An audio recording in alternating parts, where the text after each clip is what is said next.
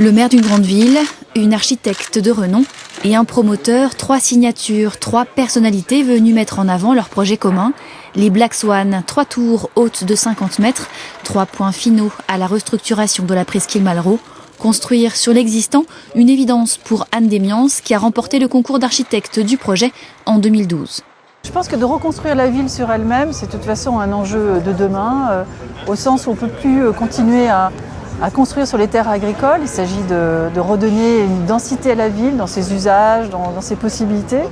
Les travaux de construction ont démarré en juin dernier et devraient s'achever fin 2017. 30 000 mètres carrés, 220 logements, un hôtel, une résidence senior, une résidence étudiante, des commerces, avec toujours dans l'idée de redonner vie aux friches portuaires. Et visiblement, ça plaît. Alors la commercialisation des 2 premiers bâtiments est clôturée à 80% à la date d'aujourd'hui. Et donc la 3e tour vient d'être lancée le week-end dernier et on est à plus d'une vingtaine de réservations sur 60 logements. Ça fonctionne à condition d'y mettre le prix.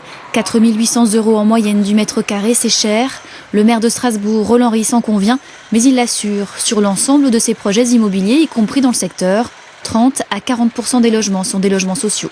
Ici, sur ce secteur, on a l'Esplanade où on a de la même mixité, où on a du logement social. On a Neudorf où on a du logement social. Et puis on a, sur l'axe lui-même, cette règle que nous nous sommes fixés de façon à maintenir un maximum de logements sociaux à Strasbourg et de les développer. La presqu'île Malraux en passe d'être achevée. Strasbourg a déjà les yeux rivés vers le Rhin et Kehl. Rien que de l'autre côté du tram, l'éco-quartier Danube est en construction. Et sur cette friche, débuteront en novembre les travaux d'une tour à énergie positive. Il paraît que c'est une première mondiale.